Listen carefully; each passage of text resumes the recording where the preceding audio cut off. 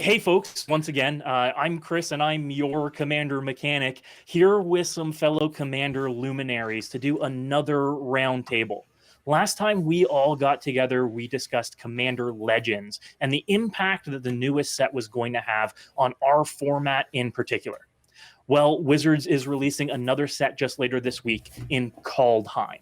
We get snow, we get metal, we get MDFCs, and we get what for the format. That's what I'm joined by these friends for. So we are going to take a look at what we're excited about the format, how it's going to change the format, and what we're looking forward to.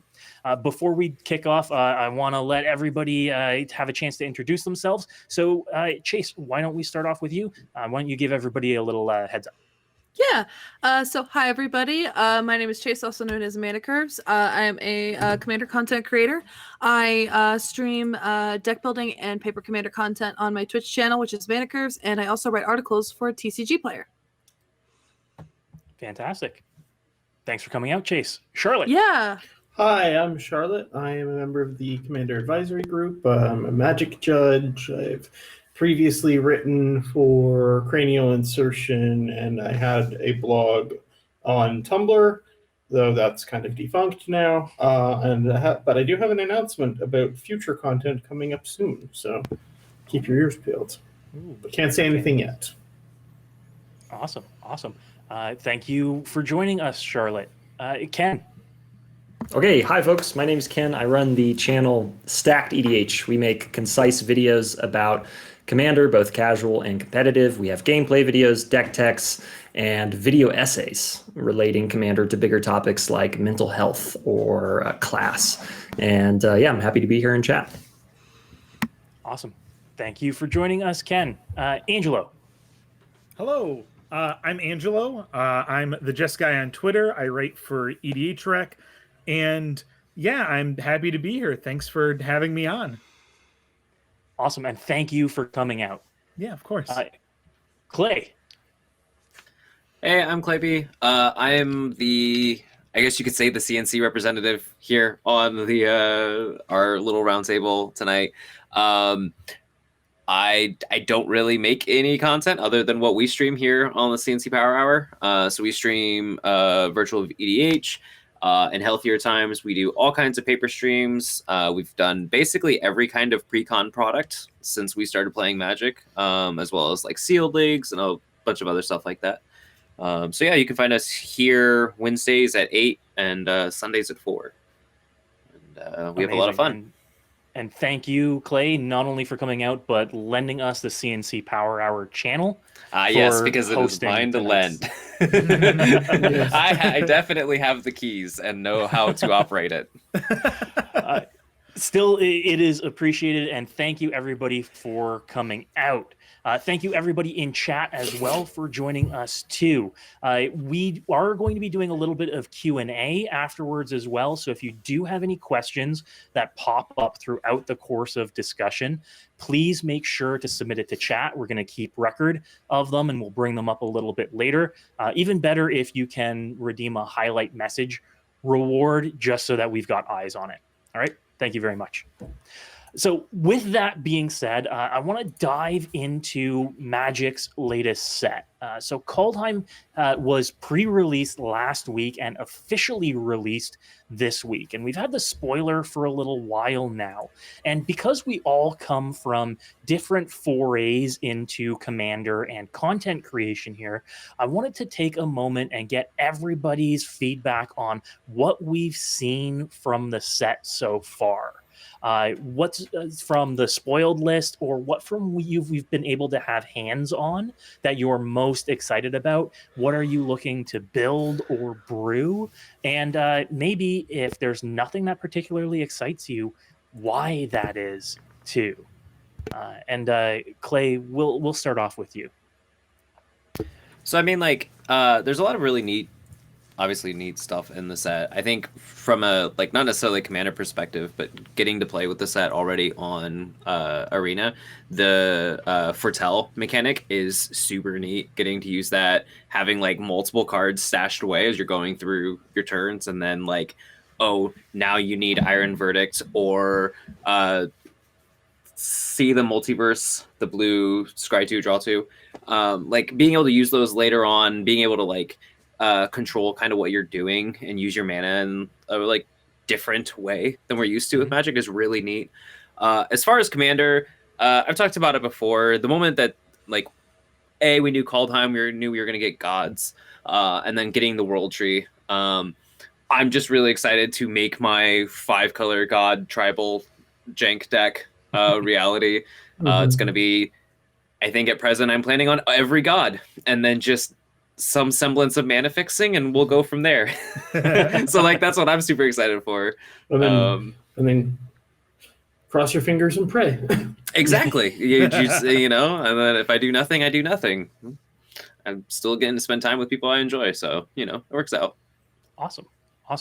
Charlotte, how about you? Anything tickle you from the list? I'm not necessarily looking to build any of the commanders, but there's a lot of cards that slot really nicely into a lot of decks I already have. Like the green changelings are really, really nice for my mono green humans deck. But the biggest game changer from the set for my decks, I think, is the really nice handful of cheap playable demons for my demon tribal deck. Yeah.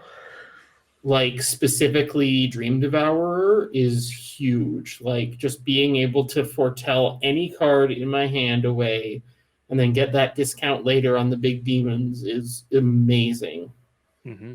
You know, not only that, but we now have Vargoth, who can be a commander in a demon tribal deck. Yeah. Having a 3-mana legendary demon that's not cleric focused, which is the last one. Yeah, exactly. Like, having that. I'm still staying with Rakdos the Showstopper, but he's definitely in there. And heck, even something as simple as Immersturm Raider, which is just a 2/1 for 2 ETB. You can discard a card if you do draw a card. Just having something to deploy to the board early that's not just going to get wiped out by Rakdos when you play it is really good as well, right? Fair. Absolutely. Chase, how about you? So when it came to Kaldheim, I felt like there was something a little lacking for me in terms of legendaries to build around. Nothing really made me go, this is super really cool to use as a commander. I have thoughts about like things for the 99. Definitely I like some things for the 99. I really like Toralf, that mono red, excess damage god, which I think is really cool. I like him a lot. As for building, for TCG, that's all I write about. So I've actually already built 4 decks from Kaldheim. I did Vargoth, and I did mono black good stuff tutors. I did Toski with mono green tokens, draw a bunch, squirrelish tribal. I did recently Finn, which was poison counters, which I thought was really cool. I really like him. If anything, I would probably build him.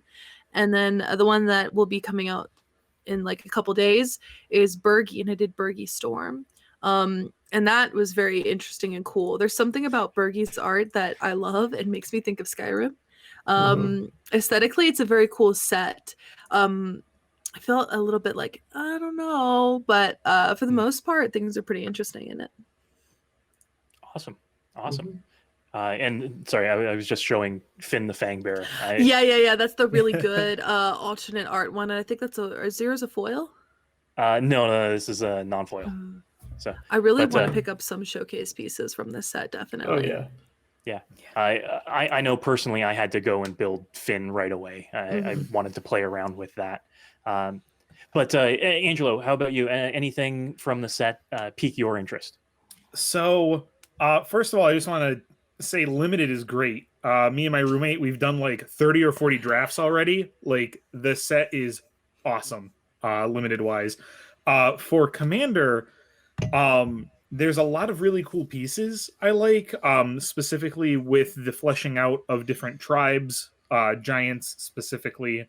Also after, what was it? Eldraine, having a couple giant focus sets was nice. It's good to have an is it tribe that isn't just like small and spell slingery.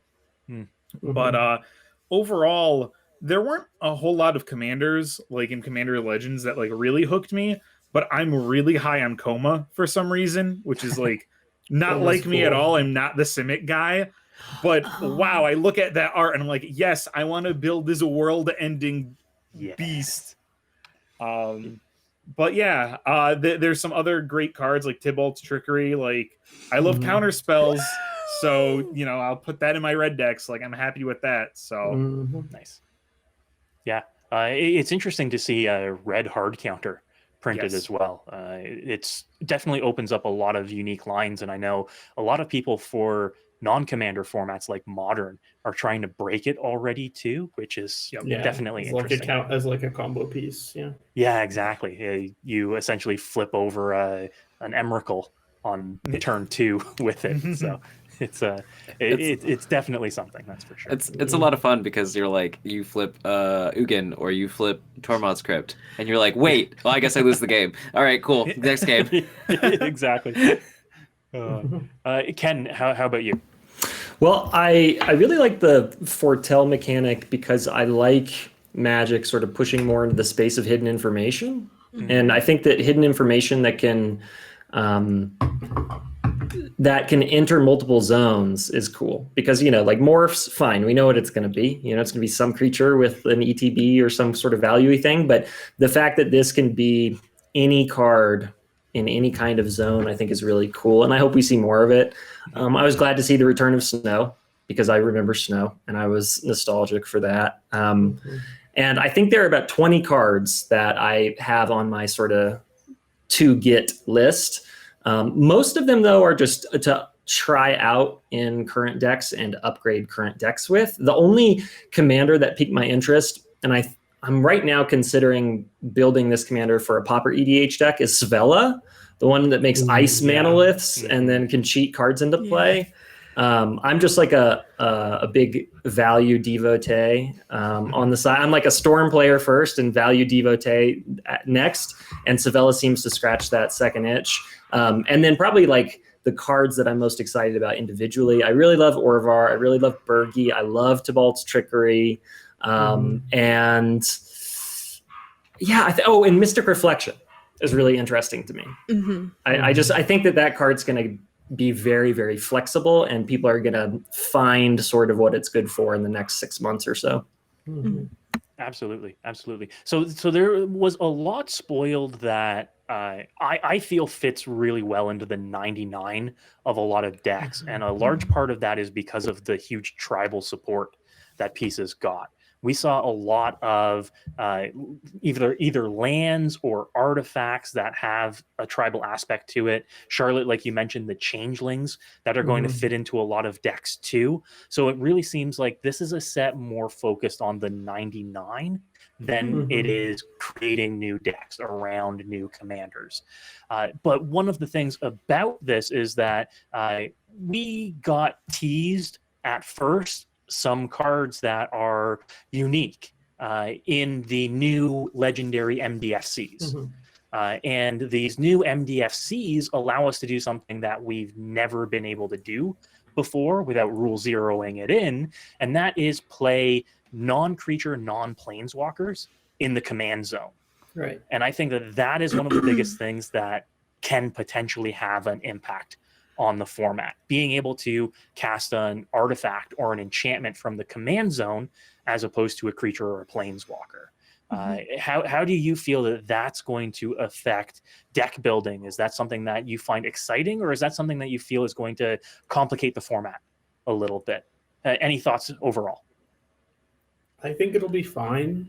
I already played against a Sword of the Realms deck, which is like Halvar's other side. It was a really interesting mono white build, but it wasn't like doing anything particularly stronger than other decks could do. So, I mean, I think it's fine. I mean, all of these are card types that we can deal with. It's not like any of them, are weird or indestructible. And, and like, I'd honestly much rather that someone's playing, an interesting deck built around the backside of one of these cards than just playing, I'm playing Golos and my commander is really this land, right? Like, Right. Mhm. Yeah. All right. Anybody else with any feelings about the non-creatures? Yeah, Yeah. I definitely think that they bring out a new aspect to deck building. I don't think they're going to be any sort of make or break situation at all.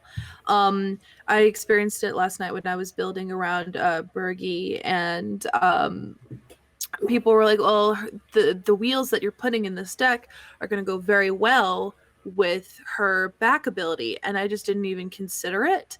So it allows you to have this new layer of deck building where they're essentially two different cards. So having that extra layer, I think, is really interesting, and you could have two completely different decks depending on if you build around one, if you build around both. I think it's a very interesting aspect around it. And I definitely think that it's not going to be something that is going to change the way everything is built. I think it's just going to add an extra layer or level of this is very neat. How can I build this really cool equipment deck just around that? Or how can I build this really cool wheel deck with this discard horn that my god can be? I think it's very interesting and allows you to kind of toy with deck building process. Absolutely. Angelo, Yes. from your perspective in regards to your articles and some of the brews and revisits that you do, is this something that opens up a lot of new opportunities? Yeah, I'd say so. Kind of like to Charlotte's point, and also Chase's point too. You're getting two cards for the price of one, and then also you get to use new different card types that you haven't gotten before, and you're getting a whole lot of I don't know, like new creative space to work with that isn't infringing upon other things like Golos would or like Muldrotha would. Like those are the kinds of cards that I feel push the boundaries of the format, and I don't think any of these MDFCs really do that. I'm sure WotC could find a way. I'm not trying to taunt them in order to do that, but You just make the backside an emblem. yeah. But no, I think they're great, and you're able to do really cool things like with Bergie, where you can kind of do maybe a storm build on one side or a kind of a good stuff on the other, or a wheel deck with the horn side, or you can mix and match. So each one has like at least 3 different decks built in, and I think that adds a lot of space to the format instead of taking it away like other commanders do. Right. And I like that versatility too, is that you can build around one side, the other side, or both sides in a deck. And it means that, again, it opens up the building opportunities where you can sit down in a pod of 4 people playing a Bergie and have 4 entirely different lists. Right. Yep. If I can just make a point also. Please. So a lot of these gods, the front side is made to synergize with the back side because, they want you to be able to have multiples, right? So you can have one of the god and one of the other side in play at the same time. And so that opens up a lot of possibilities, at least in blue decks, where you can, like, say, copy the creature side, send it back to the command zone and then replay the backside or something, right? Like, there's cool possibilities there to, synergize with your own cards. It's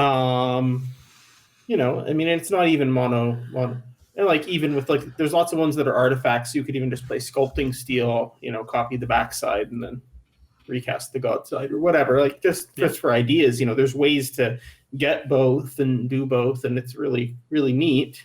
I like that I also like that none of these double-sided cards are necessarily too linear and do this and benefit, right? Right. I mean, there are a couple cards that are concerning, like Turgid, but that would be concerning if it was just the front face. Yeah. Like the back face has nothing to do with it, right? So Yeah, and we'll actually touch on Turgrid in a moment too. Mhm. But Ken, your feelings on these MDFCs and playing non-creature, non-planeswalkers in the command zone? I'm all for it. I mean, I've publicly staked my position out as like, hey, rule 0, let metas ban stuff if they want to, play whatever you want. Take the rectangular piece of cardboard with art and text on it, and if you like it and your friends are okay with you playing it, go for it.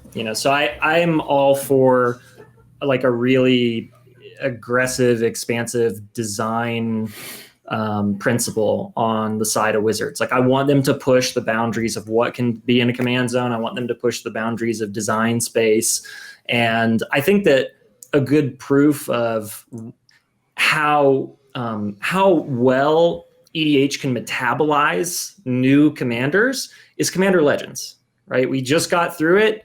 And if something like Jeweled Lotus can't warp the format forever and it's broken, like the inner Magic player in my heart that always wants to react with hyperbole to every situation and feel like, oh no, my beloved game is being ruined by these imposters, how dare they?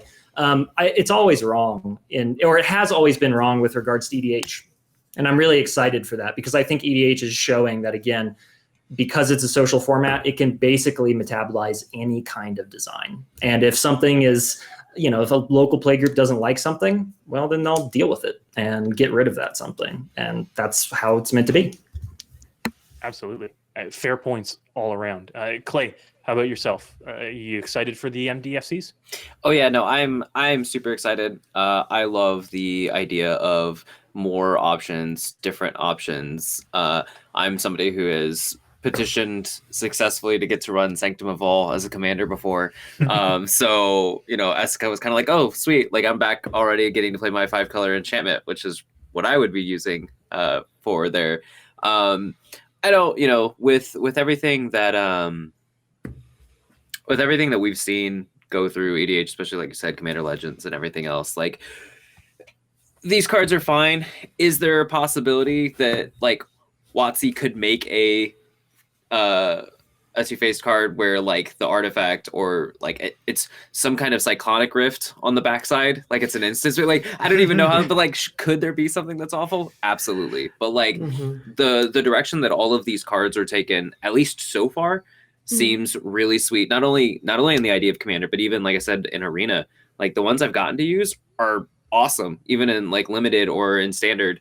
So like I'm really excited for like exploring this design space, especially with the idea of like front side legendary creature, backside important thing to them. Like that could be a really cool thing that we could get. Like I'm just picturing like Yisan, and then on the back it's like Yisan's loot or something. Like you could like go through people, revisit legends, instead of having to be like Akroma and then as Akroma's memorial, like you could do a lot of different really neat things. And so I'm really excited. I hope we get to see more of this style thing going forward. Yeah. Absolutely. I'd love to see something like Planeswalker on the front, then Planeswalker's specific equipment on the back. Like, Chandra's equipment, Chandra's regulator, right? Imagine that's Chandra on one side and the regulator on the other. Oh, yeah. That would be really sweet. Being able to... Or like an Ashnod card and another Ashnod's altar on the back. Yeah. Whoa, hold on. Tameo and Tameo's journal, like these options, like this would be super cool. Right. Or like something and another much take on like Chain that, Veil or whatever, right? Like We can make playtest cards just by gluing them to one another. Hoping for the best on that. But just thinking that Wizards is pushing those boundaries right now with doing this, I feel Kaldheim is a very experimental set in their design. They're pushing a lot of boundaries with what they can do in regards to the hidden information with Foretell, in regards to the MDFCs with legendary creatures on one side and legendary artifacts and permanents on the other side. It means that we have a lot to look forward to because Wizards is going to see how this affects multiple formats.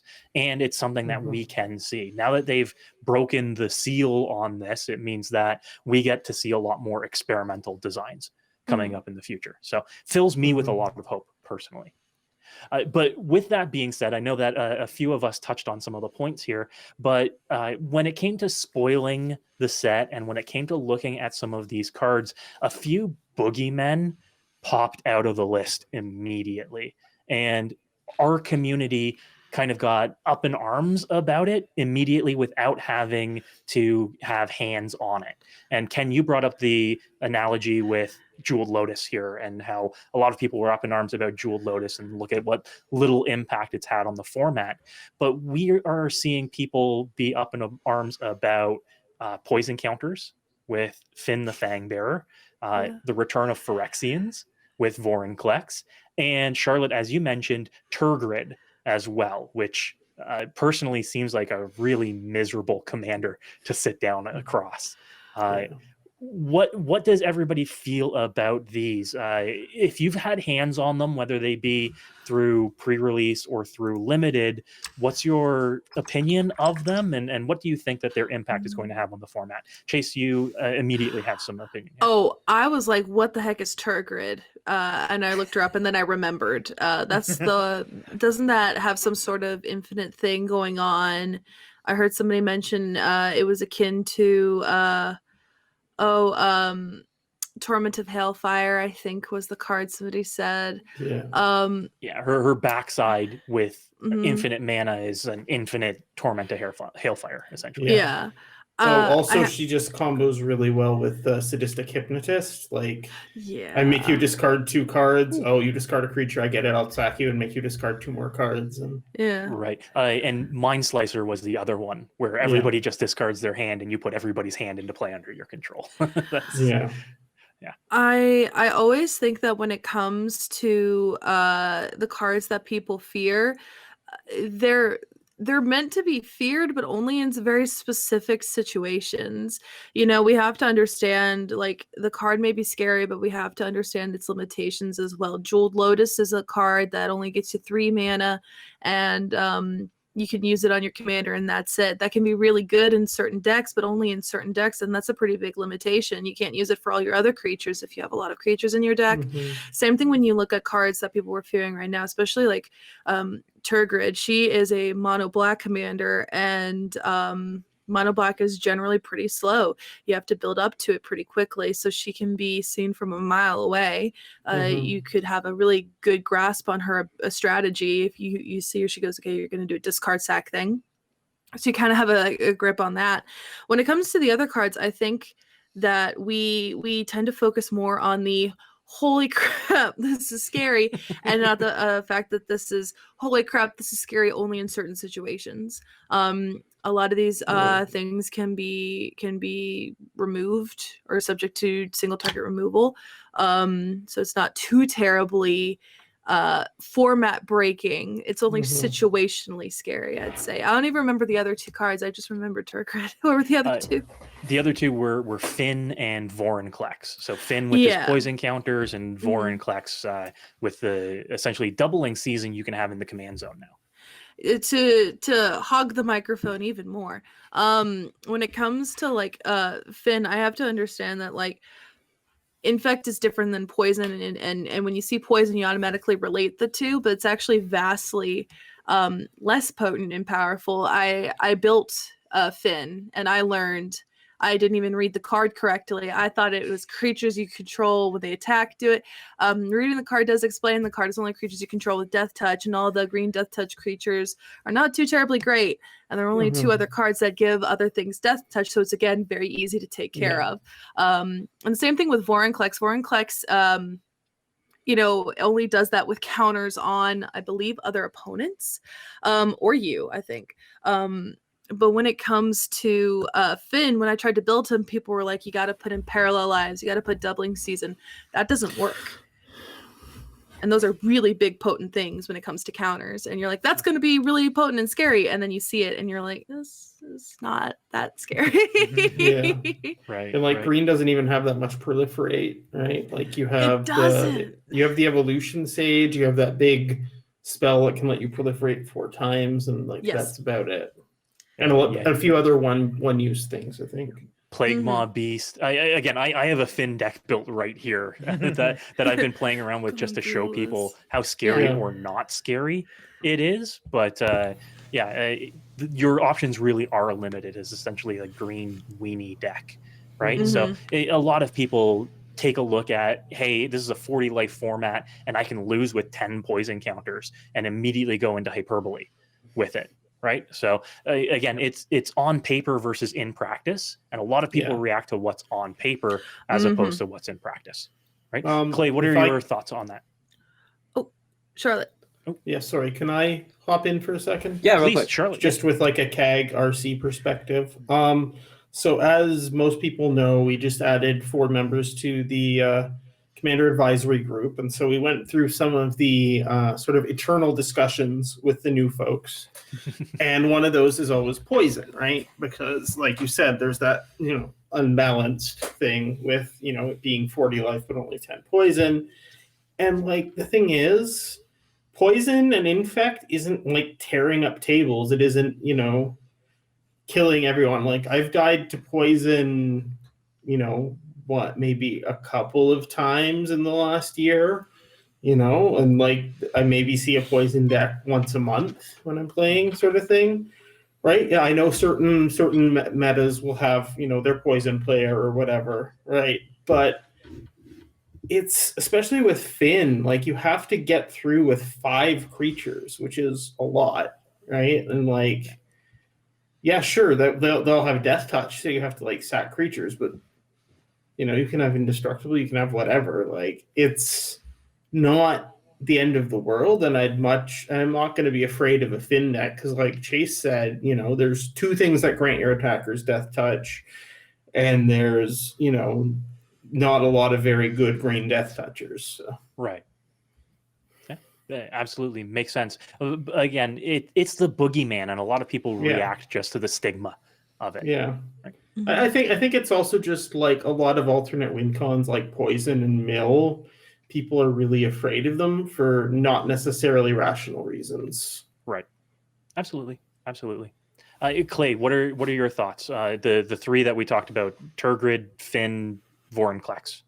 Yeah, so Finn is kind of funny for me just because there's a bunch of people running or working on Finn style decks on Arena, and so like listening to it, remembering that like in a commander setting is different from me getting killed on turn 4 or turn 5 because I've been touched 5 times by death touchers. Mm-hmm. Like it is not very hard like for that to happen, because just having enough blockers, like you said, or like Charlotte said, you're basically trading a creature to block. Hopefully you're killing it each time. So if you're not a creature heavy deck, if you don't have a wipe, it can go pretty quickly. But in a multiplayer situation, it's probably not that big of a deal. And since we're already a format with Triumph of the Hordes, and I mean, like there's other ways if people want to go that route. Vorinclex, I'm really excited to play Vorinclex like in the 99 and use that. I know and understand why people would be worried about Vorinclex. I had the fun of Vorinclex shutting off my Omnises earlier today. I hadn't thought about as I was like drawing cards. And it's just you don't get any counters. You just spin the wheels. But Vorinclex, I think Vorinclex again will be fine. It's definitely better than original Vorinclex, right? So Right. that's nice. Yeah, I would much rather face this one than OG Vorinclex. And Turgid, I don't know. I feel like if I sat down in person, I wouldn't mind at least once or twice, like letting someone run their Turgid deck. I have 0 interest in facing a Turgid deck on virtual, sitting through somebody drawing out however many tokens. They're going to sack, they're going to discard. Like, that's fine. That's a valid strategy. There's ways to work around it and deal with it. I don't know how interested I am sitting virtually for 2 hours and watching somebody draw all of my cards and my opponent's cards and like going through all that. It is what it is. But like in person where you can just like hand them around the table, I probably wouldn't care. Yeah. Right. Chase, your point? Yeah, I just had a thought. I'm so sorry. I think I know why why people fear these things so much is because they suck to lose to. Like out of all the things in Magic, all of the things they suck to lose to the most. They generate the most feels bad situations. Yeah, and Mill they're sucks. Same thing on Infect sucks. It's not demolishing tables. They can be stopped. But damn, when they hit you, it's a bad time. yeah, when you're examining cards in a vacuum as they're just like being thrown out into preview season, right? Like we're always going to look at it as the worst case scenario, right? Like we're always going to think about Vorinclex in what is Vorinclex going to do in a Vorinclex situation, and then it's like it's wild. But like if your opponent doesn't have anything else out because of board wipe hit, they can play Vorinclex, and it's like you got a 6/6 with haste. Cool, but like, you know what I mean? But like, so how many times is Vorinclex going to actually be a 10 versus, you know, or what about like go ahead, Charlotte. Sorry, and Go like ahead. with Vorinclex, like Vorinclex, you know, nerfs, like sure, another doubling season is kind of scary, but like as for how it affects me, like unless I'm playing a dedicated counter deck or like a Super Friends deck, you know, most of the time I don't run a lot of stuff that puts counters on my creatures, you know, it's incidental or whatever. And so, oh no, my spike feeder only enters with one counter on it. Ooh. my Lathiel deck weeps, but otherwise, yes, I definitely like. My brain just had a moment where I went, what is he gonna do when we get to Phyrexia when we don't even know what's happening yet? But my brain went, it's gonna be scary in a year. Yeah, I'm honestly glad that there was just the one Phyrexian, that they're just sort of teasing the new big bads again from a lore perspective, rather than shoving that in along with all the Norse stuff. Yeah, I actually, like, just building off Chase's thing, thought about we get to Phyrexia and all of the Phyrexians are on planes that we've been to previously, and so it's just like, who's in charge now? And like we get a whole new like. Angelo, how about your thoughts on these three boogeymen that have popped up? I think that not enough people take a second to think. Like and what I mean by that is like whenever there's like anything even somewhat contentious on Twitter, I say I'm not touching this for 12 hours, and I sit back and I watch everyone. And I think and I digest things, and then I come back and I say, okay, well, here is my now informed opinion. Because, like, there's the knee-jerk reaction from everyone where, like, oh, Turgrid's awful, ban her. It's like, yeah, Turgrid might not be fun, but neither is Narset. And Narset's been in the format for how long? You know? Turgrid is not game-breaking, where Leovold was unfun and I think game breaking, but I don't think she's bannable. No, I mean she's a cheaper it that betrays plus the discard thing, which is like you know, and I mean Shieldred's been around, it that betrays has been around, you know, like you still have to set up to use her, and like sure, you know, it's another discard deck or another edict grave pack deck, which are never fun. I don't think that her being there necessarily makes it that much worse, right? It's not like she also has a way to make you sack stuff, right? Correct. Well, her flip side does. Yes. Yeah. Right. But you know, again, it's with the exception of like Sculpting Steel, it's pretty hard to get both in play in a mono black deck, right? Like what about the other two? Angelo, Finn, Vorinclex, any thoughts on them? I think poison's fine. I've died to poison maybe this many times in my, years playing EDH. Like I'm fine with it. I get much more salty if I get milled out than poison countered. But and Vorinclex is fine. This one doesn't keep my mana tap down, so I'll take it. But then again, I also used to run original Vorinclex as a commander, so I might not be able to speak to that too much. Yeah, you monster. Who hurt you? Angelo, you're a good soul. It's okay. You're a good soul. The Jess guy reveals his true colors. Yep. Oh my god. Yeah, there's Charlotte with her mill deck. Yeah. Oh no. Ken, what about you? What do you think about these three in particular? Any thoughts to the knee-jerk reaction to them? And did you have any strong feelings one way or another about them? No, bring it on. Kill me how you want to kill me. Show me the thing. Beat me on turn 2. That's fine. Beat me on turn 1. That's fine. Beat me on turn 20. That's fine. As long as I know what I'm walking into, more or less, and feel like, okay, I got a shot. I don't care how you win. You know, the game has less than a handful of win conditions, right? If I let myself get salty or feel put upon by one of less than a handful of win conditions in a game that I love, I'm just like, that's a waste of my time. You know, if somebody mills me out, sweet.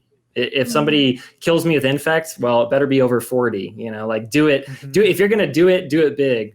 I understand the worry that that somebody's not going to be able to meaningfully affect the game. Right, that can make for a bad game. If you sit down and over again against a certain deck or in a certain pod, if you can't meaningfully have a chance to affect the game and you don't have any real probability or plausibility of winning that game, that feels bad. But I think a lot about my local play group, because we've got people who love stacks. We have people who love fast decks, combo decks, storm decks. We've got people who love big swingy 10, 20 turn decks, theme decks, etc. And one of the people in my group has over 55 decks, right? And which just, I don't know, blows me away. But those decks range in their consistency and their casual qualities or competitive qualities. And my approach is generally like, okay, I'm going to sit down and play against a deck. And if I get blown out over and over again, maybe 2-3 times in a row, I'll just ask the table if I can step it up to a deck that's a little bit more consistent, a little faster, a little bit more interactive. And then I'll try it, you know, and I'm not going to really feel, or I'm going to try to tell myself, hey, don't feel put upon if you lose five-ish games in a row to a certain deck. That's fine, right? That's like statistically not a big deviation from the mean. It's fine. Like you'll have a shot. Just keep trying it. So yeah, I'm not against any strategy, and I've been trying lately to pretend to enjoy all of them. And lately it's worked, right? I found that if I just fake it till I make it, I kind of wind up loving the game more holistically and more consistently. Right on. Fantastic points all around. I think some great points raised. I know personally, when I saw Turgid, I started out really excited about her because it's basically everything that I want to do. I want to steal stuff. I want to make people sacrifice stuff.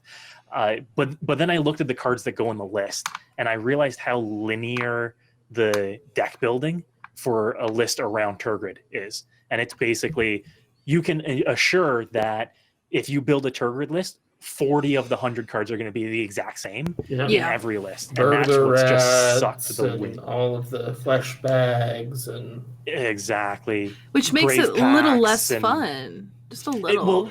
Exactly it. That's exactly the point. I started out excited because it was something new and unique and interesting, even though it would be a challenge to sit down across from.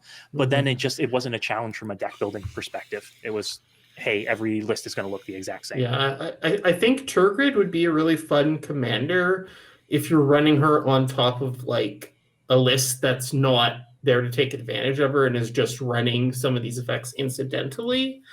But people aren't going to build her that way, right? So exactly.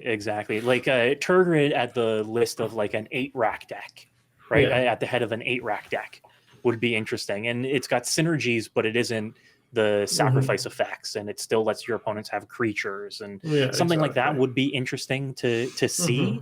But you know that everybody is just going to build the grave packs, the viscera seers, the discard effects. It's going to be the exact same thing.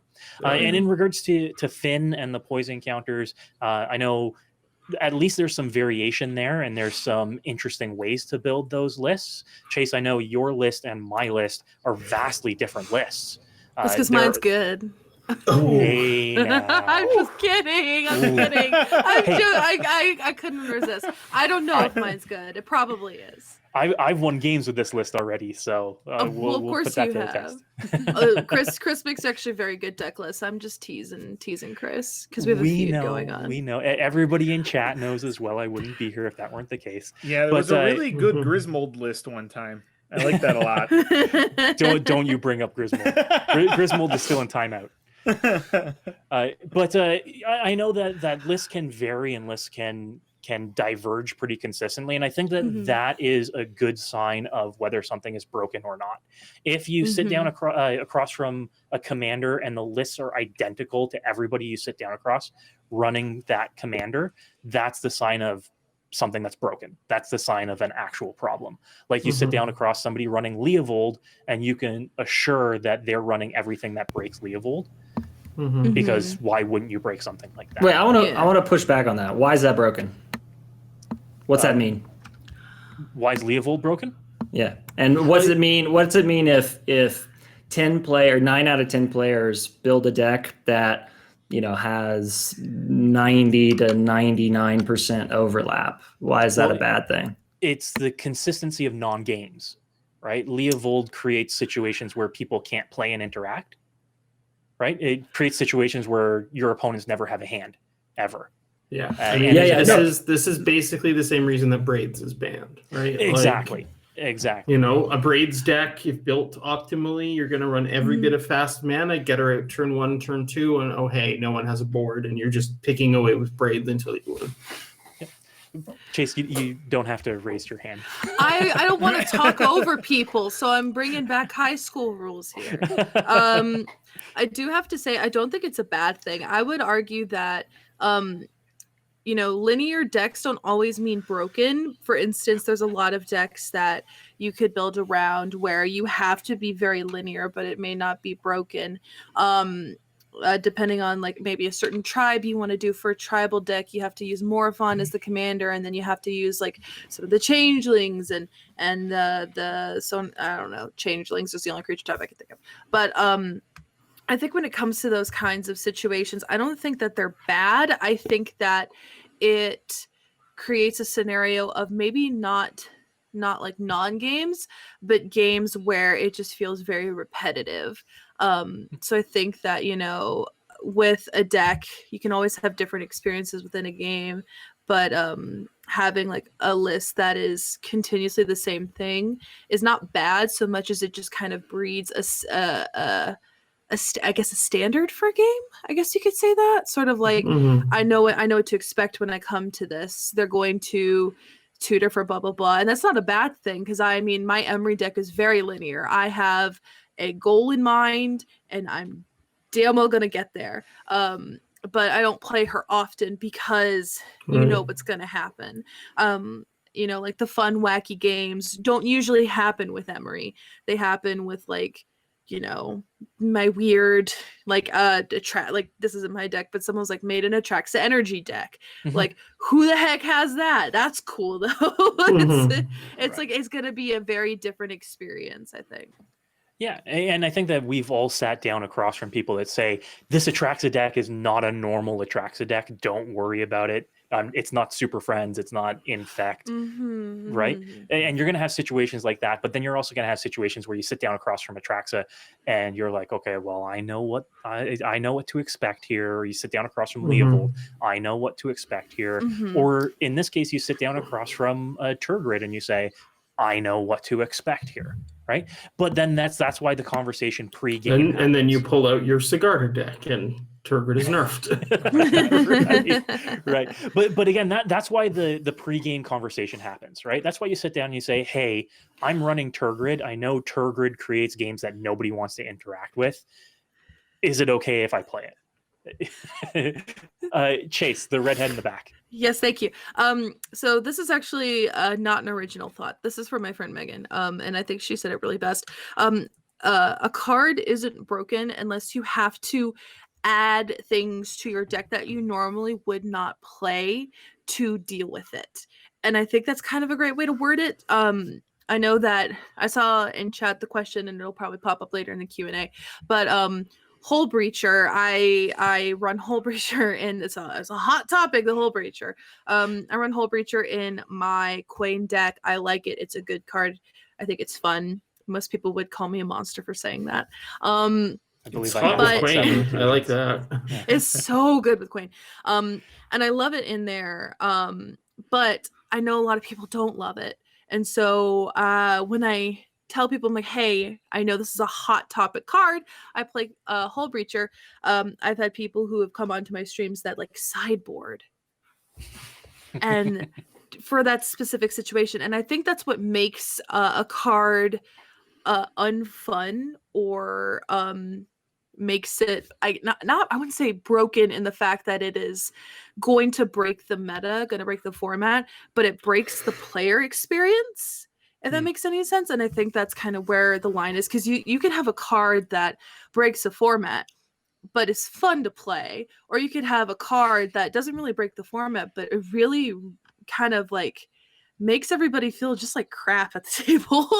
Right. And I right. run that card. So Angelo, your thoughts? Yeah, I everything's pretty much been covered. I think that the best kind of EDH is one where you don't have to talk about Rule Zero. I think that Rule Zero is important, and I think that it's a good foundation. But I think the fewer times that you have to bring it up, and the more natural things are, and you know, when you have a consistent play group, you know, kind of everyone's on the same page, you know, the better games there's going to be. If you're in a if you know you're in a high powered format, or like in a meta, then you don't need to worry about Hull Breacher, because you know your friends are running one, but you're also running one, and like that's all set and you're good. You know, I'm sure there are play groups where you can also run Leovold and Braids without needing to worry about it. But I do think it's important to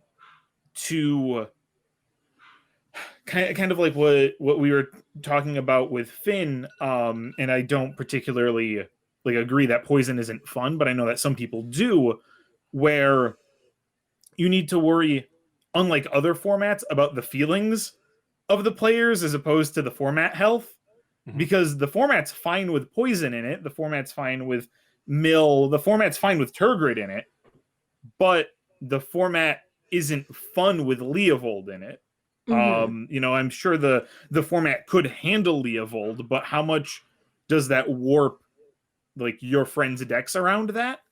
And I think that's kind of the difference there, is just trying to keep people's feelings into consideration, which is really odd to think about when you come from something like Standard or Limited or Modern, where you're just like, no, I'm going to do the best efficient thing to win the game.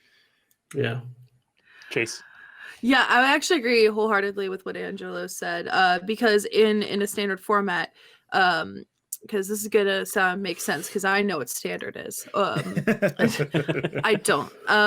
But you know, you write a deck list, you run the good cards because you want to play, you want to win, you want to grind, you want to get points, you want to get that bread, as the cool people say. And you can't do that with, you know, certain cards that may not necessarily, you know, win in that meta. So in all honesty, I mean, I definitely agree with that, you know, the health of the format, I think, relies heavily on the emotional well-being of the people playing that format. You know, and I think that's also is taken into consideration with bans and stuff. I don't know. I'm assuming, Charlotte, but but that's what I'm assuming here. Yeah. It's like, if you know, if somebody comes to the table and you have that Rule Zero conversation, I run blah blah blah, and then they're like, okay, well, I'm not going to play. Well, that sucks. But you can't do that in a form in Standard or Pioneer, if that's a thing anymore, or Historic. I don't know any formats that aren't Commander. I'm sorry, but you can't do that because you get a game loss. So like, that's why I like Commander, is because everybody's feelings are taken into consideration. You're like, hey, does this suck for you?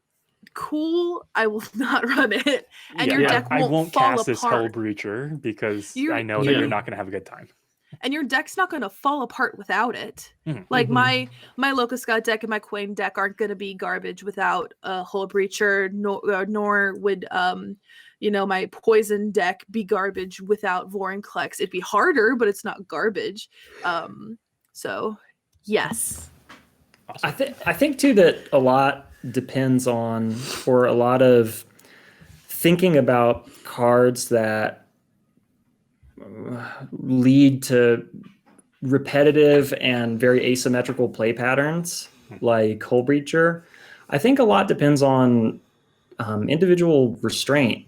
Like I picked up a couple because I knew, okay, I definitely want to run this in my competitively designed deck because it's essentially a win con with Wheel Fortune, right? I mean, the game slows to, you basically win. It's just a matter of sort of closing it out within the next couple turns. And that's fine. Nobody at a competitive table is going to get salty about that. And I slotted it into my two other decks, my Joda deck and my Krufix deck. And I quickly took it out of my Joda deck because I realized, okay, wait a minute, I'm designing this deck with sort of a casual mindset, which means I don't really want to run silver bullets. And I don't want to run cards that shut down entire strategies that my opponents are going to go for. So I took out the Notion Thief. I took out Hull Breacher. I took out stuff that if somebody wants to wheel and benefit from that, fine. If somebody wants to do graveyard stuff, fine. I'm not running Rest in Peace, etc. So I think that a lot just depends on intention and thoughtful design. And also, I would encourage players, insofar as they can, separate your emotional well-being with the pieces of the rectangles of cardboard that big that people are playing in a game at the same table. Try to be, to the best of your ability, and I know it's difficult, we all have tough days, but try to be emotionally stable and capable of accommodating a play experience that doesn't exactly 100% fit your expectations and doesn't 100% meet your desires, right? Because these are decks full of 99 cards. Even if somebody runs a silver bullet or something in their deck, as long as they're not, running a very competitively designed deck with a ton of tutors and a high degree of consistency, so what? They draw it, they get lucky one game, they play it, you get shut out. Okay, chalk it up as a loss, play again. I hear a lot that sort of fear around certain cards, and I want to encourage players to try to just put on the mask of again, pretend that you're not worried about it, and then see what happens. Yeah, it's absolutely fair point. Clay, I don't think we've heard your feelings yet about this, about linear or unfun design and deck building when it comes to some of these boogeymen. I mean, so, Angelo covered my everything's been covered before already. But I think really, like, for the most part, what it comes down to is your expectation. And, like, maybe we don't necessarily need to, when we sit down for a pod, say, okay, rule 0 time, what are you doing? But at the same time, understanding each other's expectations and intent. Maybe you don't have to provide a deck list, but like there's been talk in chat about, if you want to play competitively and you've designed your deck optimally and you're going to make the strategic decisions at each point to win, then that is awesome. And Magic is a great game for that.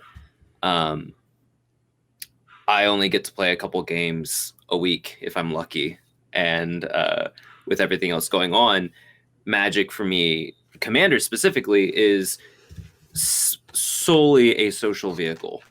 It is a way for me to get to talk to and interact with my friends and people I care about, and sling some rectangular paper pieces like my son Rograg, and I get to do these things and have fun, and that is what that is to me. And so, I'm not going to be upset if somebody wants to run Hull Breacher or if somebody wants to run Finn. But I want to have that conversation so I know what I'm committing to, because if I get to play 2 games this week, and one of those games I don't get to play, and I'm just sitting there trying not to talk over people while they try to think through their plays and do all that stuff, then then what am I doing there? And so I think that's caring about separating your emotional well-being from the game, right? Being able to step away from it, like Ken said, but also taking into consideration the emotional well-being of your opponents, the people that are in the pod with you. I think that matters a lot. And I think that Ken specifically, he mentioned his Joda deck, but I think Ken is a perfect example of the way that conversation can be had without having a specifically, hey, this is rule 0, I'm doing these cards, and this is, and very much touching base with each person in the pod, getting a feel for who they are, what they want to do, what they're looking for, and then explaining, not necessarily like, hey, these are the 20 cards I'm sliding in from this modal piece, but going, this is what I'm looking for, I'm choosing this so that we're all on the same, and then like facilitating whether or not his, Ken plays a ton of cards that I will probably never own, never touch, like super powerful cards I only know of from like watching other people play. But the way that he uses them, the way that he plays them, the decks that he designs, all of that stuff shows a lot of care for the pod, and for himself and for the people around him. And I think that's a really good example of, like I said, it is 100%. And I'm down for some competitive game. I'm a super competitive person. But I just think that that conversation matters. And I think in the context of that conversation, I think that we can get to a place where we can address any card. Nice. I think that that's a fantastic point. It absolutely is. It's not only a function of deck building, but a card is only as broken as what the pilot intends to do with it. And having that mindfulness as to who you're sitting down with, and am I preventing somebody from playing this game that they want to play with me? And that level of self-censoring, that level of restricting yourself, am I making a non-game out of this? More people should be mindful of. Absolutely. That's what makes unfun games. Not cards, but how the pilot chooses to use them. Right. Like if you're running away with a game, you can sort of throttle back a bit. And, if it feels like the table doesn't want to just finish up and get to the next game, you can throttle things back a bit, give people a chance to sort of, get their footing again. And then, go from there, because if you're that far ahead, then you should still be able to maintain control after a turn off or whatever, right? Like, absolutely. But at the same time, it's also good to gauge from the table, like, do you want to maybe just finish this game and go to the next sort of thing, right? Like, yeah, exactly. Speed it up. We're all gonna scoop. Let's move Yeah. on. I think people are just too afraid to lose. Like, I only have like 3 hours in a night. Let's do like 4 45-minute games. Like, I don't care. Let's do them. Like that is definitely a conversation you need to have with the people you sit down with, though, because there are people that are saying, I have 3 hours. I want to play one game in those 3 hours. So I know, I start to sweat. I'm like, oh my God, no, get me out of here. Show me the door. Show me the exit. And that's for the CNC, like for years, even before we were streaming, we were basically only played with the commander precons. So it wasn't uncommon that we'd get off work, we would start playing at 11, and at 6 a.m. when we were finishing, we would have played. We would have played maybe 2 games. And so that's actually a huge adjustment that I've had to make with the virtual EDH and getting to play with all these other play groups and these different individuals, is that like the 2-hour slog game is not everyone's game. And so but yeah, again, I think it just comes down to an expectation. If it happens occasionally, that's not a big deal, but that's not necessarily, but knowing where people are before you wipe the board without something to do after it, things like that. I think go for it. Oh, sorry. It's a little different for us who play for content as well for entertainment purposes too, because there's a big difference between what makes a good game for the people and the players and what makes an entertaining game to watch too. So we come at it from a little bit of a different angle, but the people playing at home around a table, they might say, I want to play 1 6-hour game of Commander, where we might say, hey, we've got 2 hours, let's get 2 games in, right? Yeah. So, I have a hard time doing that sort of self-policing thing, because in my mind as a creator, I'm like, I want to do this really cool sicko mode crap. Chat's gonna freak out at me doing this cool sicko mode crap, and then my opponents are like, what the hell are you doing? I want to play, and I'm like, I want to win and make chat excited. And then it's a weird who you're catering to sort of situation, because whenever I pop down a Hull Breacher or something, chat goes, oh, like excited, but then my opponents are like, I hate you, because I did Hull Breacher with the Narset and a wheel, and boy oh boy, that's just salt. That's just salt, but it's so fun, because those are like, I've only heard tale of such plays, but well, and I think that we've all had instances like that as well, and I know that I've had a few formative ones too. Charlotte, I know that we've played in a game before where I've had some turns that everybody just sits around and twiddles their thumbs for a little while. That Cascade deck was something. Yeah, exactly. The emoji Cascade deck was a little something, but that was definitely a big lesson where, Chase, I was coming from the situation where you mentioned, where I was like, this is awesome. Everybody's going to say, hey, Chris lived the dream. He cast Apex Devastator with 2 emojis out, right? And that kind of thing is crazy. But then you got to think about the other 3 people around the table who are just like, okay, well, this turn's been taking 20 minutes so far. Let's move on. Yeah, I'm going to make a sandwich while you pop off. It's literally everybody in the world thinks this card is cool, except you and chat think this is cool, minus 3 people, which are the people you're playing against. right. But something needs to be taken into account as a player for the consideration of the other players as well. Yeah. There are 3 sort of like tricks that I've been trying recently to practice more often, and one of them is sort of a holdover from when I played poker pretty frequently, and that's like, okay, like in any game, it's a good principle to play to your outs, and you should know what your outs are. And I know that's hard because sometimes, particularly for people with lots of commander decks, they're like playing and they're like, oh God, do I run that thing or did I take that out? And that's fine. But play to your outs. And that means that if an opponent is in a position in which they're very likely to win and you can't really do anything about it, just admit it, scoop it up and say like, I got nothing here. You got it. Good game. Yeah, I think this game is over. It's over. It's like to say, let's just move, let's just get moving and get to another game. That's one trick. The other trick is just telling people, and I think, Charlotte, you mentioned this earlier, tell people what's coming to a certain degree. Like if you know that like, okay, I'm about to lock it up, and if somebody asks like, hey, should we counter this? Or is like is that the problem?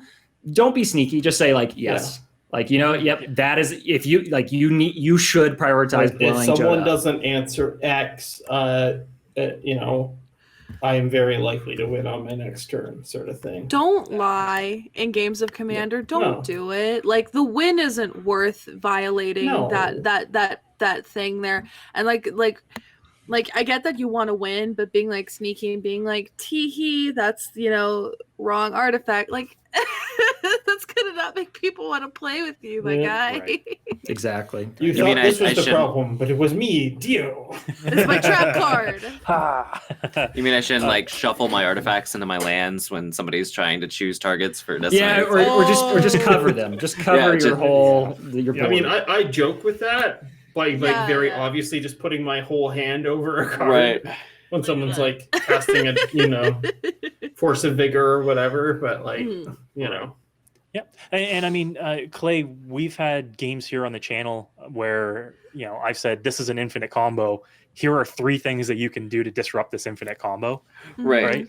And just been honest about it. Like, hey, if you can't interact with this, it's going to be game over. Yeah. Here's ways that you can interact with it. Yeah, and that's the kind of conversation that needs to be had when you're actually in the game as well. Don't obfuscate that information. Right, and that's also it. I think it ties back to. I mean, just in general, again, respecting your pod, recognizing like the social format, caring about that stuff. But then like I think there's an element to really be taken to consideration with the fact that I lost it now. With what virtual EDH looks like, and the fact that especially when people have different experiences with the game, you know, newer versus older players, whether or not you've seen a combo before, whether or not you really even understand what the card that got played 4 turns actually did, because you definitely can't see it on their board anymore, and like being able to recall what's on board versus what's coming down. I think that's such an important thing of just being straightforward about like, hey, this is what I'm playing, like this is the combo, this is Chris has done that before and was really good about it. I just had that recently with Jan on the Spike Feeders. His Kadama, the rock throwing guy. Tago. His Kodama Tago deck where he was like, Gruul Turf, if you can't stop me now, I'm going to make an infinite number of rocks. And we were like, well, what happens after an infinite number of rocks? He goes, I honestly don't know, but I'm going to have an infinite number of rocks. We're like, okay, we should probably stop that now. But he but like, yeah, just having that kind of communication and just recognizing, hey, this is a threat. And then I'll even like, I like to win removal spells like Decimate or like targeted things where somebody's like, I have this table, what do we think? Like, I like to just point out like, this Felidar retreat, you may not see it or really recognize it at this moment. This is a really good card in my Omnath deck. Like maybe give it a real look at it. And I'll argue for other like opponents' cards as well. But like I like to actually, you know, if I have a potential target for them, point it out and be like, yeah, look, this is the card. This is what it does for me. And you know, so yeah, I think that's a really good point. I like that idea of highlighting that. Great. Chase? I like to add on to like some of like the phrases that you can kind of say, like to what Ken said earlier. One that I hear a lot often during games, towards the end of the games, is can you demonstrate a loop? And if you can demonstrate the loop and what it does, that's a good way to like, okay, like, you know, roll out. I don't know. A lot of those like phrases that you say remind me of what dads say when they're leaving Chili's. They're like, alrighty, it's time to rock and roll, like, you know, like the old dusty trail. Yeah, alrighty, I'm gonna be hitting the old dusty trail here. Let's go to game 2 and shuffle up. Yeah. Angelo, your thoughts? Yeah, I don't know. I just think, obviously, you know, talking with your play group's important. You know, everyone just needs to be on the same page, kind of like what we were talking about earlier. Just know what you're getting into and know what you're putting everyone else through. It's kind of like when we talk about like Grave Pact effects, you know, and how they can be very oppressive. Aura Shards to me is just a third Grave Pact. Like, you need to just be like aware of things, and if everyone's okay with it, then, you know, there isn't any tension there and everyone's, you know, fine with it. It's just talking and making sure that everyone's on the same level and not getting blindsided. Great. Awesome.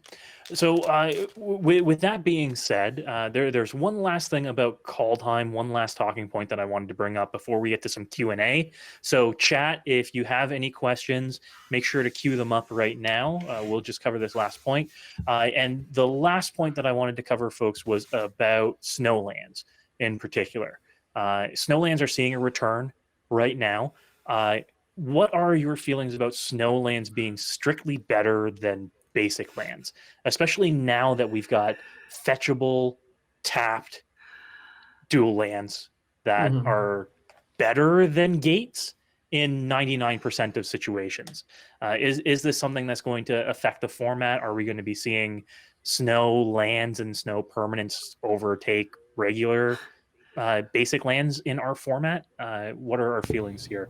Angelo, let's start with you. So I think having, first of all, fetchable duels are good for budget players, not because people who have fetches won't have shocks, but for people who are playing like Farseek or cards that specify non-basic lands of certain types, you can now fetch them out. It can make your mana base a bit more consistent, etc.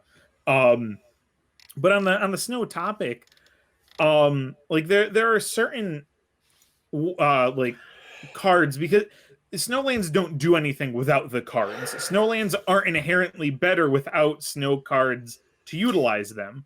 And there are some snow cards like Graven Lore, which when you want to put it into an Elegith deck, and you have all snow islands, you're going to just draw 8 cards for 5 mana. You don't have to play that. Like you can give up those percentage points and just play like Jace's Ingenuity or an equivalent spell. You know, you don't have to do that, but you know, but they are better, you know, like just overall.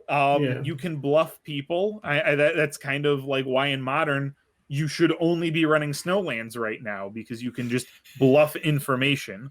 But again, if you're not looking for those very few percentage points for EDH, it's kind of a wash. I'd rather just play lands that have the art that I like on them. And if there's snow, there's snow. If not, then that's all right.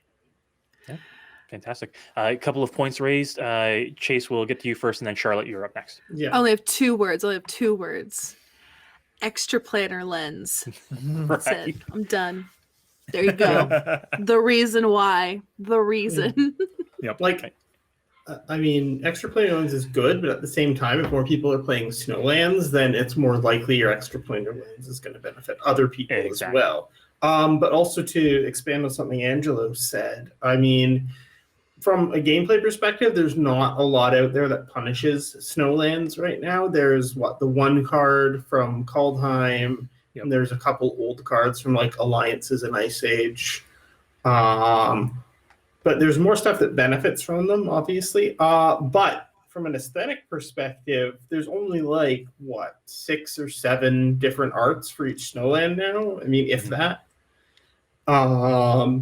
Whereas, you know, there's probably I don't know if we're in the hundreds yet for basic land arts for each one. They're probably, because we're like 3 or 4 sets. So yeah, we're probably in the hundreds for each different basic land. So your ability to customize your deck to fit your commander or fit just what you like or whatever, you know, is a lot more restrained if you're playing snowlands, right? Like you have to go from this very narrow subset versus, you know, being able to like, you know, in my, say, for an example, like in my God Eternal Oketra deck, I upgraded to a bunch of the, you know, fancy M21 planes, right, that are set on Amonkhet, which are perfect for the deck. But like if I was running snow, I couldn't do that, right? You know?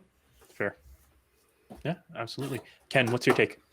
Yeah, today I looked at all 85 of the cards that mentioned snow because I wanted to make sure that like I did my due diligence. And Charlotte's exactly right? Like there are a couple snow hosers, and they're not that good. They're not that powerful effect-wise, and then there are many more cards that benefit from snow. But okay, let's think about maybe the most powerful or game-affecting cards that benefit from snow. Scrying Sheets. Okay, you get a little incremental value here and there. And then that one card that is like a Mana Flare for your snow-covered lands. And maybe like Scred, you know, and like removal.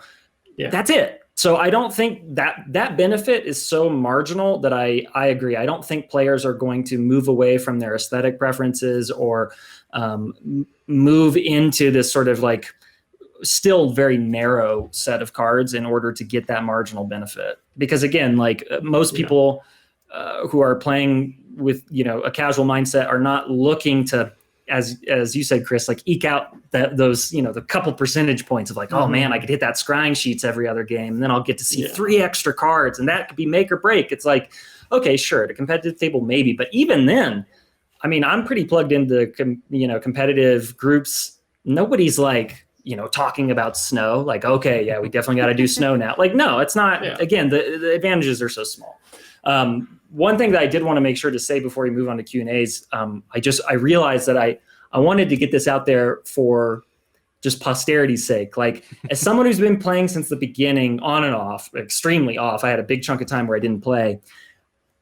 Magic's most persistent and frustrating mechanical situation is Mana Screw or Mana Flood, right? I mean, it's just, okay, if you're top decking only lands, it sucks. If you're top decking all gas and you have nothing to do to support that, it sucks. I think that MDFCs is Wizards' cleverest and best approach to solving that problem and finally addressing it head on. Because by printing cards that are lands on one side and action on the other side, we're going to see more consistent games, and we're going to see less Mana Screw and Mana Flood. Yeah. And I'm super excited about that, because the downside to me of that, the downside of Mana Screw or Mana Flood is not worth the risk posed by cards that lessen variance. You know, I want the games to happen. I want things to happen, and particularly in EDH. So I'm just super excited about them, and I wanted to say that publicly, get it off my chest. I've been thinking it for days, and I'm like, oh my God, no, this is it. This is so clever of them. So thank you, WotC, for doing that. Yeah, the Zendikar MDFCs are definitely great for the format with that land. I don't think that ones that are two different spell types are necessarily going to be quite as universally adopted, but at the same time, I mean, it's cool to have the flexibility, but it's a little different when something can be a land and also a spell, right? Yep. And Clay, last before we get to Q&A, your thoughts on Snowlands, their use in the format. So one, I just want to say I'm going to call now Snow Shard Triomes coming. Whoa, damn, Snow Shard Triome. No, that'd be wild. No, I like. I don't know if they could fit that on the type line. it would be brutal. Snowland, but they would look island, plains, forest. Like. Yeah, but they would look so cool. They would. But you know, the only way that Snowlands impact me in any way is like Chris said in the chat with Field of the Dead type effects, things that care about like different types of lands. It's going to matter for the world tree. Other than that, I think Snowlands can look cool. I haven't got my hands on any of the cards yet. Nico bringing the shard lands, perfect. Thank you, Mab. But you know, the art looks cool. I always like having more cool options, and in any way to be like, if we get a Yeti or like if I end up building like Jorn, the Sultai Snow God, hell yeah, I'll do all Snowlands for that, because that would be really sick. But as far as the duels, I think people having more access to budget mana based stuff, like, because they're common, right? They're at the common level. Yeah. Like, people having more access to that is more important to me than like, oh no, somebody's 5-color deck is 3% more efficient and more likely to go off. Like that's way more important for me, to people have access to those types of lands. I think that's really cool. And it you know, the Triomes are kind of an interesting start to like where we used to have the tapped tri-lands, like you know, Opal Palace and cards like that, or not Opal Palace, but the Sultai Palace and stuff like that. Opulent Palace. Thank you. So like, you know, going towards cards like that, putting relevant land types on them, I think those are cool. And I think that the more that we can do that, the more stuff like that becomes accessible, and like that's always a good thing to me. Awesome. Cool. All right. So we're going to dive into Q&A now. We've got a few questions queued up. Once again, to chat, if you do have any questions, let us know. But we are going to start off with a question from Lushatology. Hey, Lush. To everyone, do you think one set was enough to cover Kaldheim from a lore and mechanic standpoint? No. No. I don't think it's been enough for a lot of the settings they've gone to lately. But you know, it's just move. Like, it's given me the energy. 10 worlds, 1 realm, 1 set this February. Right. It's so much packed into one. It's like a monster truck rally of cards in just. I didn't even know there was actually 10 worlds until somebody told me, and I went, they did that. The metal music theme just perfectly fits the monster truck rally energy, right? It's just like there's like Honestly, heavy I guitar. don't really see what's so metal about this, other than the Scandinavian, Norse sort of theming, right? Like, yeah, that sure, but like, I mean, there's nothing in the set. The set isn't particularly violent. It's not particularly like spiky. Like some of the showcase arts, sure, they leaned into that a tiny bit, but I don't, in the main set, I don't see much that's like metal, I actually agree with Mab the Queen in chat.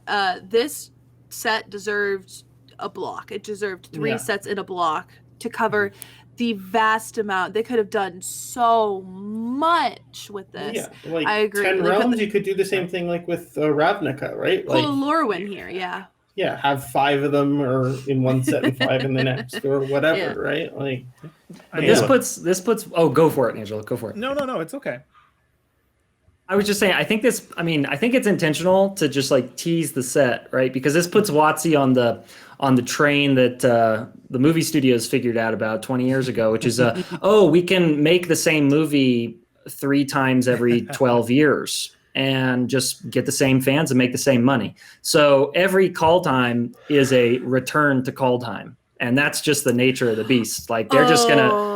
This is just what Magic's been, right? We're gonna see Kamigawa in the future. It's gonna be like Cyberpunk Kamigawa, I'm sure. Like everything is gonna loop back around so that they can use that nostalgia. You broke Clay with that, Ken. No, Clay. I know. I'm excited about. I remember filling out the survey where they teased that as a possibility. Like, do you like Cyberpunk stuff? And I was like, yes. But yeah, but I think I think Wizards is in full. They know what they're doing, and they know that we're not sated. They know we're gonna want more. I too want Keanu Reeves in my Magic cards. Sorry, Angelo, your point.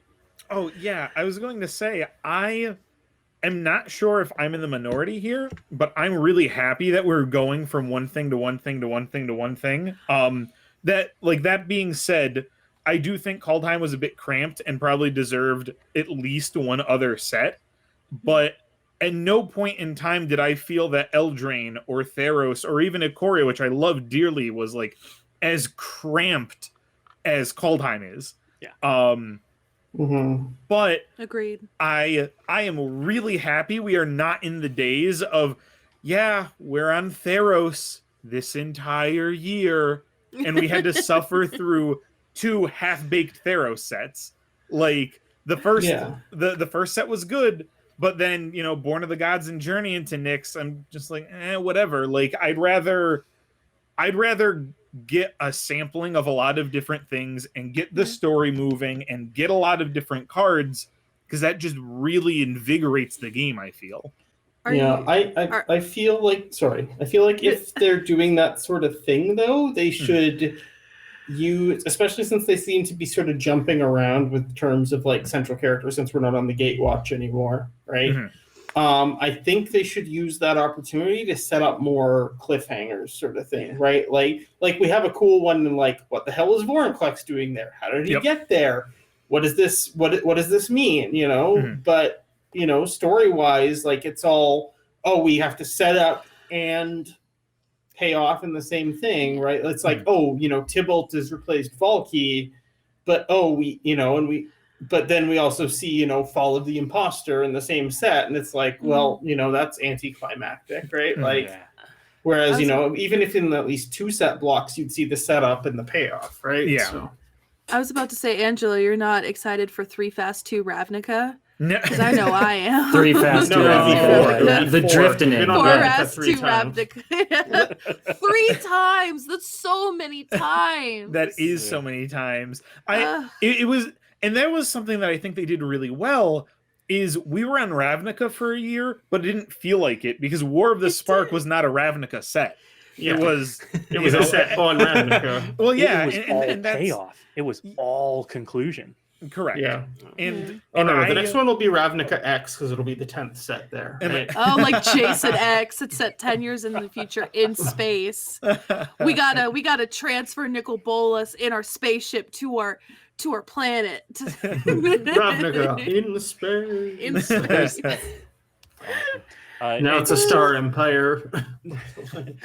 Clay, what broke your brain in there? Sorry. set you off? Well, so like real quick, and like we can have this conversation later. I don't want to I don't know if how people feel about like spoiled things that haven't been like confirmed by wizards, right?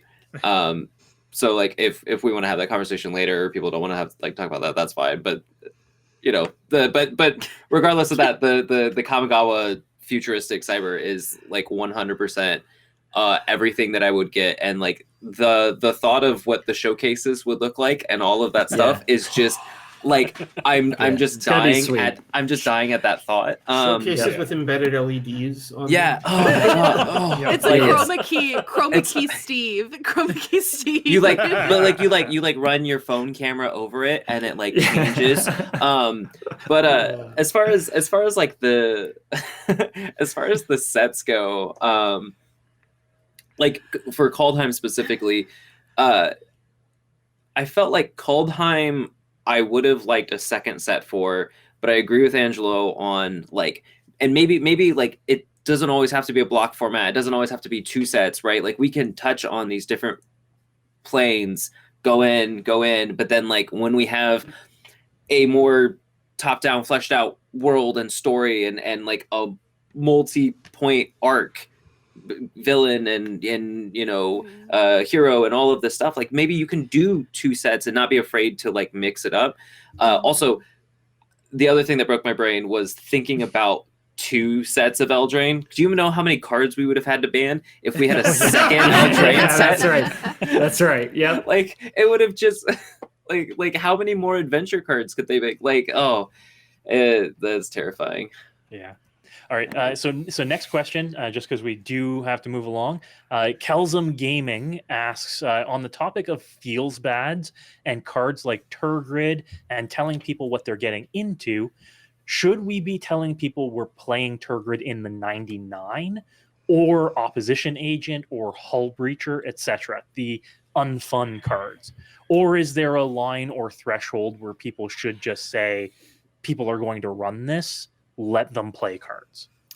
I'd say yes. I'm going to be super brief because I want to make sure we get out to all the questions. I say yes, just because of how not with Turgrid so much as I would say Opposition Agent and Hull Breacher, just because they interact with abilities in Magic that are more prevalent, like card draw and tutoring, which happens a lot in games of Commander, whereas like Turgrid is more focused on herself, if that makes any sense. So I wouldn't be like, I'm running Turgrid, because that's not as oppressive, say, as all your draws are mine now and all your tutors are mine now. Ken, this is solidly in your wheelhouse in regards to the social experience. What do you think of this?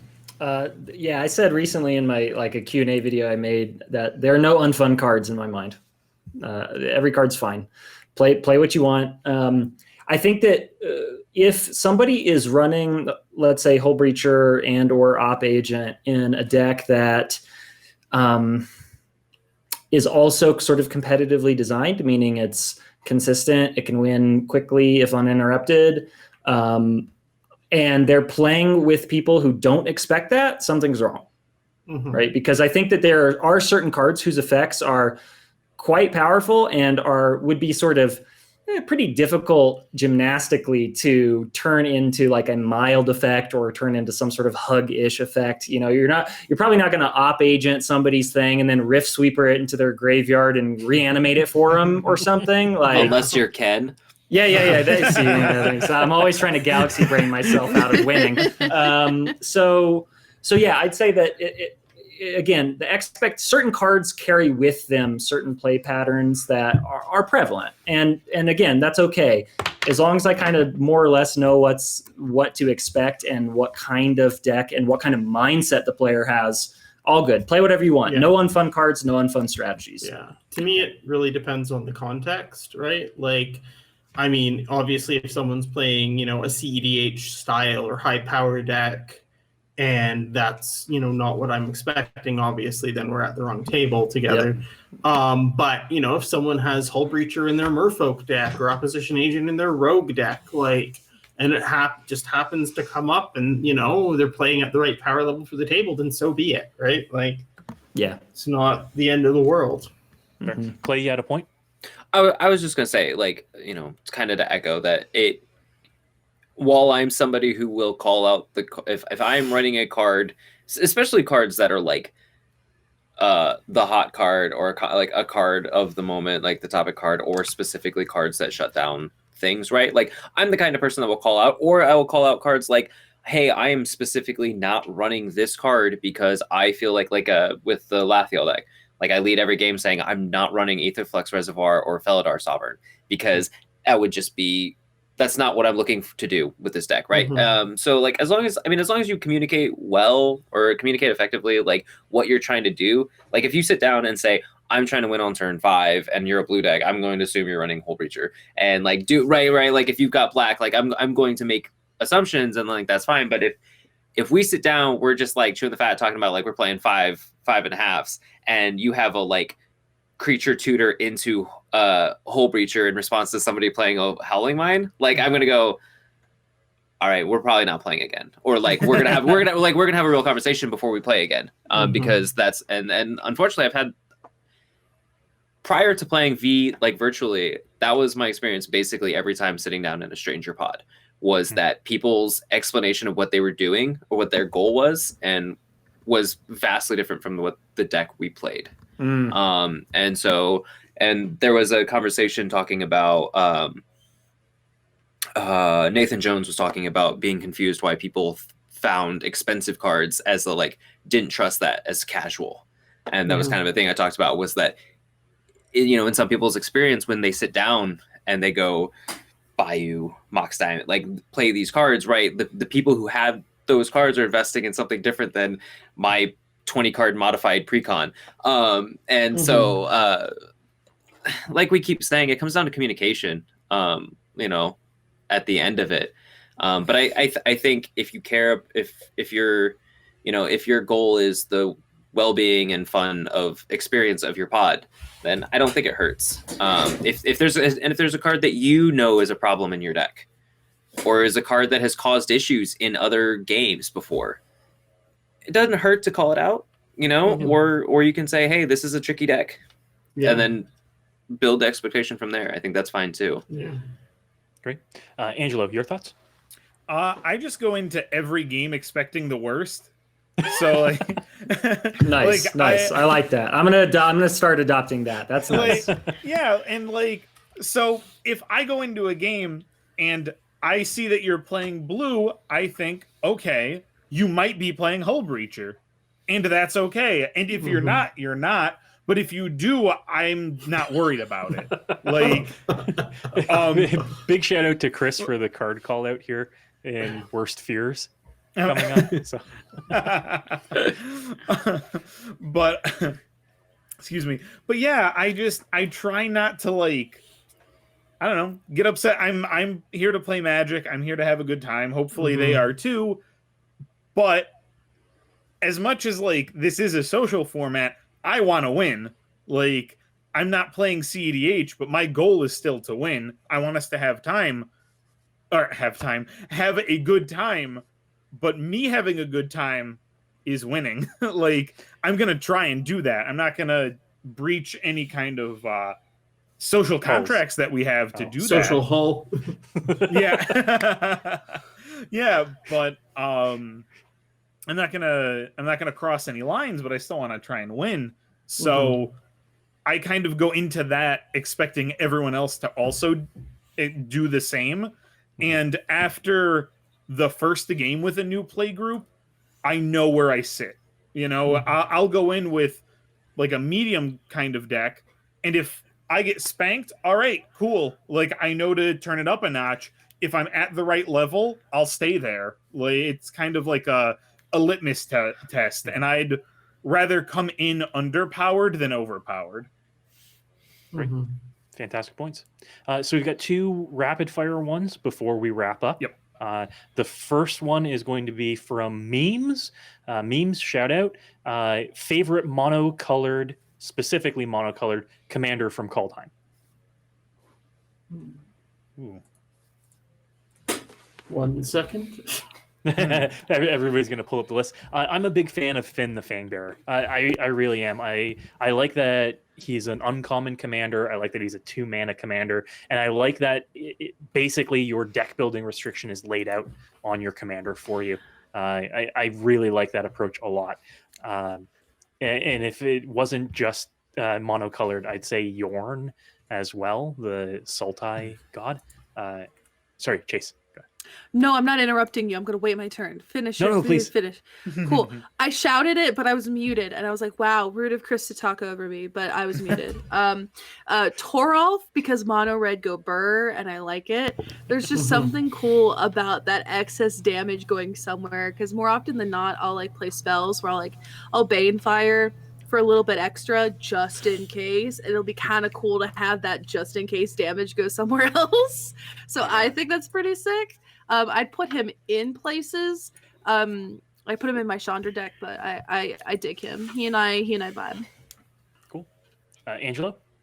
I like Cosima a lot just because she has a landfall ability that draws me cards, which is literally all I ever want to do. And then the backside gives you the option to make a mono blue vehicles deck, because the Omen Keel says whenever a vehicle you control hits someone, which I missed the first time.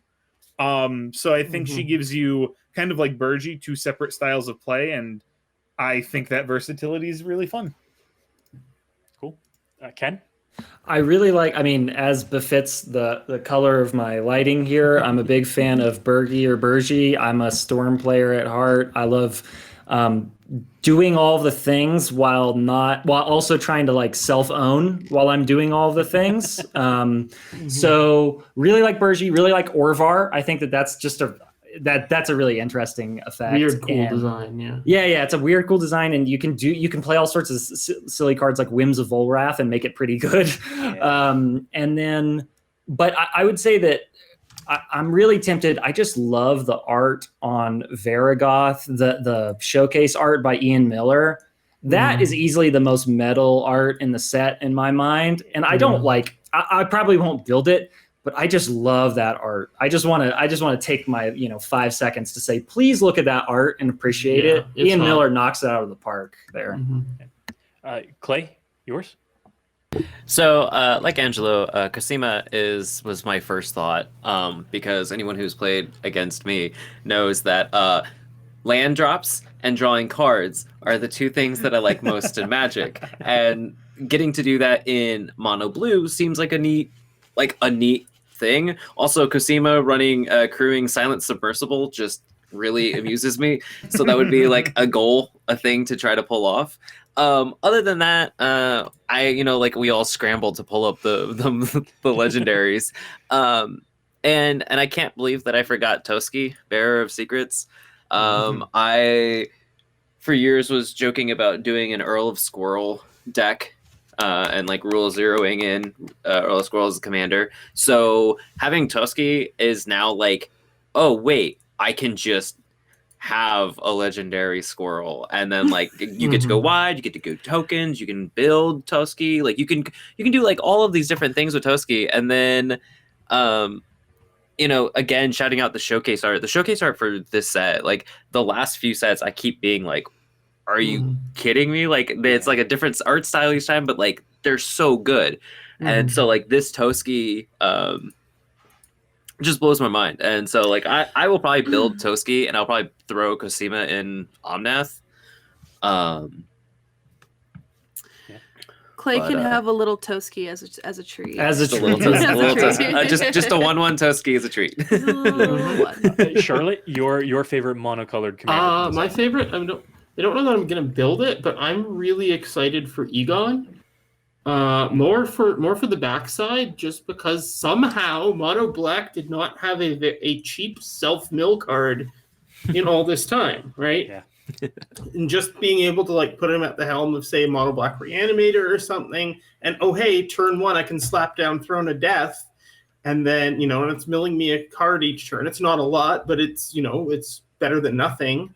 And all of a sudden, I have this draw engine as well for later in the game if I need to draw answers, where, you know, there's creatures in a deck that I don't necessarily want to reanimate, right? Like, you know, so like, you know, and then the front side is cool as well. Like, it's a big body for a cheap cost, and you know, when it dies, you draw a card. It's really cool. It's a really cool card. I love both versions of the art.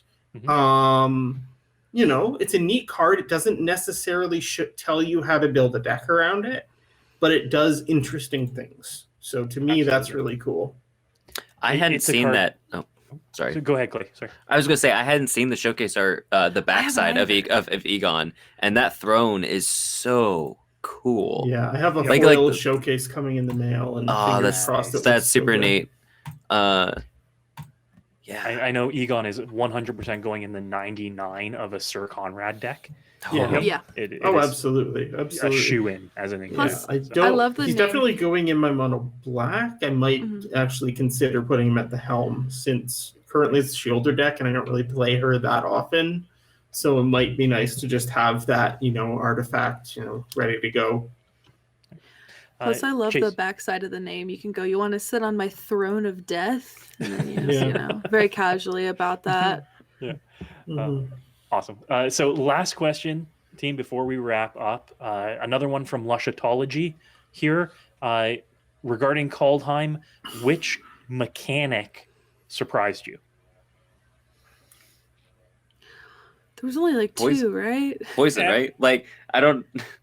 Oh yeah, poison. Never mind. That was that was like that was the one. I mean, I was most surprised like when Finn got spoiled and they were like, "Oh hey," I was like, "I'm sorry, what?" And, you know, like you like reread so we it.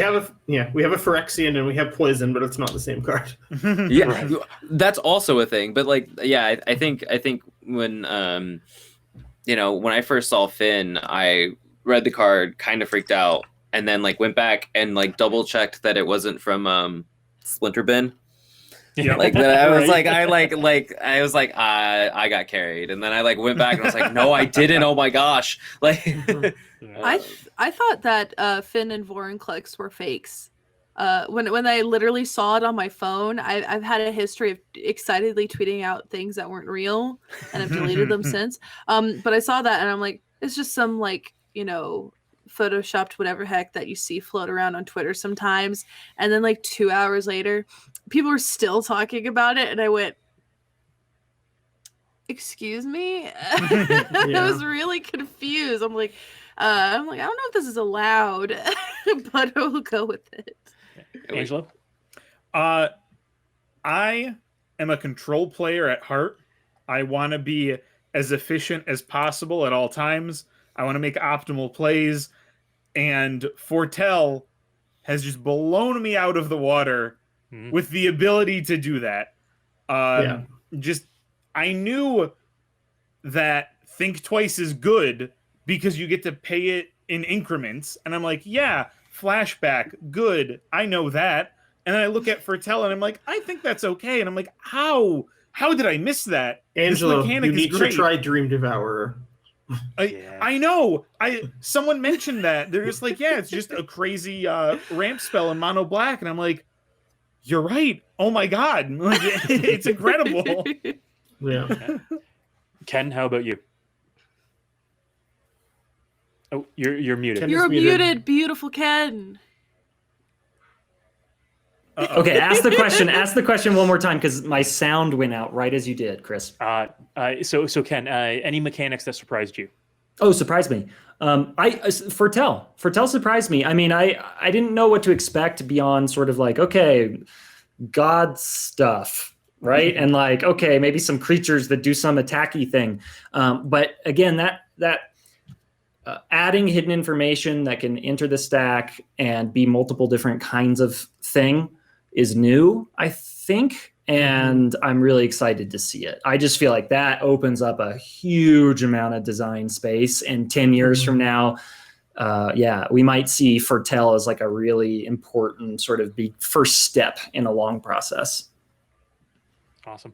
And Charlotte, mechanic that surprised you? Fortell as well. Like, it feels like one of those mechanics that why haven't we done this sooner? right? Like Mhm. it feels like something they're going to use a bunch going forward. The flavor is nice, but generic enough to fit on most worlds, right? Like there's always some sort of divination or whatever. Mhm. It's super strong. It feels really good to play. That your opponents can't get at those cards that you foretold, right? Except with like Rift Sweeper or something. And like I said, Dream Devour, like so far I've only played with Dream Devour, but I have it in my demon deck, and like I knew it was strong when I put it in, but oh my god, it's even better when you play it, right?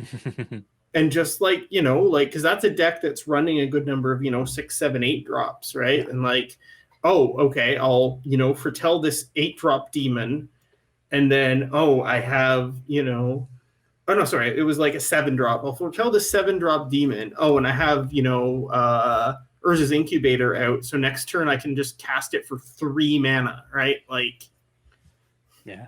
it just feels ridiculous, and it's great, and I love it, and I'm really gonna have to look at the other foretell cards to find decent homes for them. Right. Chase, last one, and I- then we'll wrap up. Yes, I know. I'm sorry. I'm holding off this stream. I do have to say though that while Poison surprised me the most, I think Foretell is super really cool. That's a real sentence. Because it adds a level of politics to a game. I think that's really cool. Mhm. It's like, be careful or I'm gonna foretell your board being wiped. It's Yeah. really cool to have like Angelo like ha ha ha, you gotta do that on the board state. I think it adds a really cool level of interaction in a game that isn't normally present, and I think that makes it super sick. Cool. The one that surprised me is that we only got 3 multicolored flip cards. That's it. Yeah.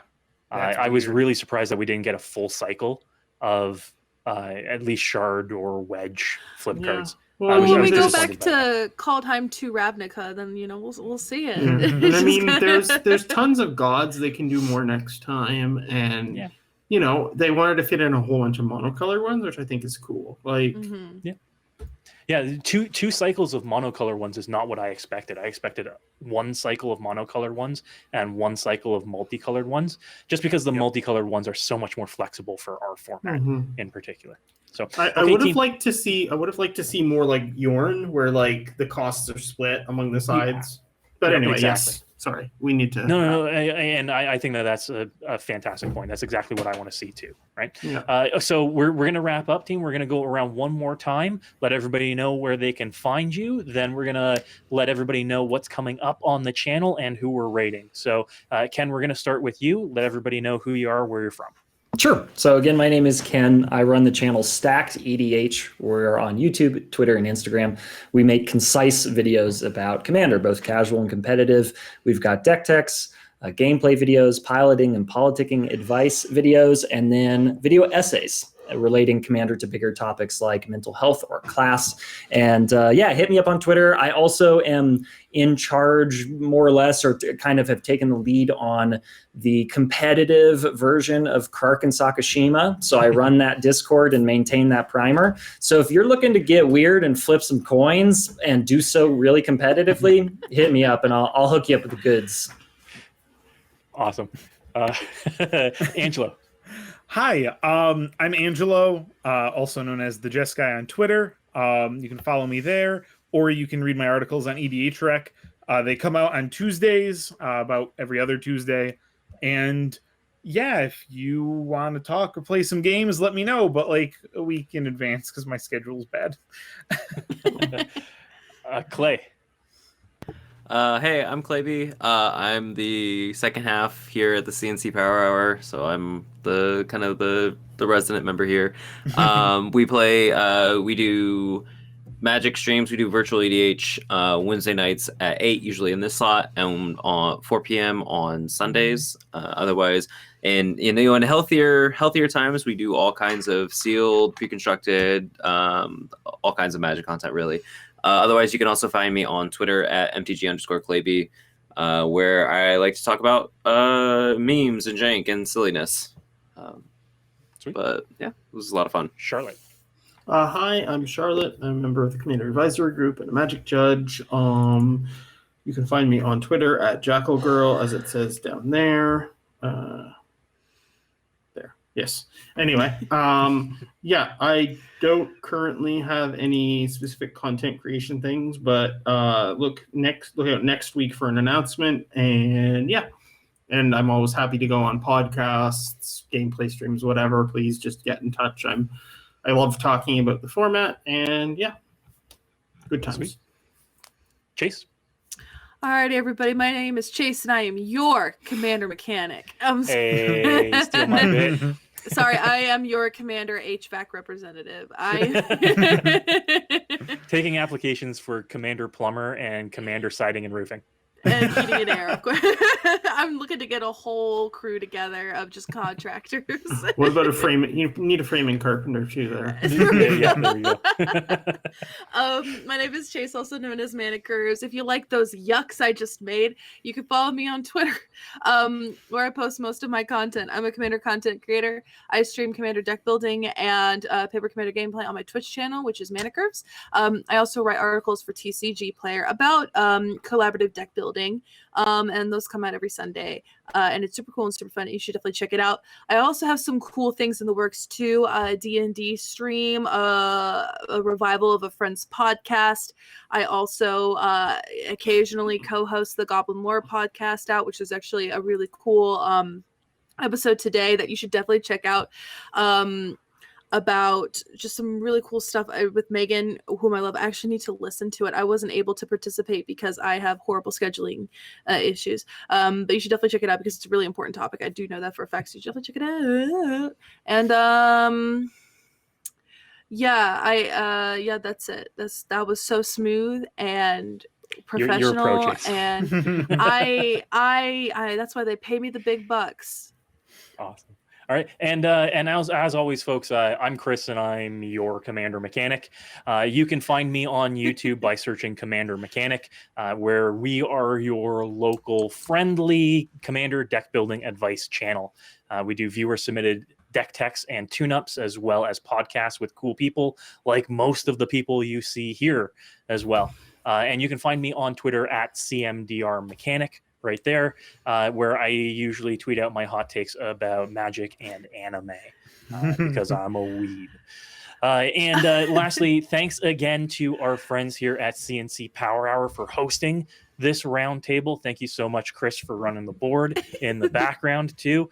And I want to remind everybody in chat that this Sunday at 4:30 p.m. Eastern, the team is going to have Krim, the Asian Avenger, here on the channel playing Magic along with Jake Boss, editor for Game Nights. I love Jake. So be sure to tune in. Chris and Clay are going to be playing with them. Set your schedules now. Set an alarm for Sunday, because that's going to be a lot of fun. And please stick around, because we're going to be rating Talia Vess in just a moment too. So be sure to stick around. Be nice when we get there. Give them your love, and we will see everybody for the next roundtable. Thanks everybody for coming out. Thanks everybody for attending. Bye. Bye. Bye, everyone. Thank you.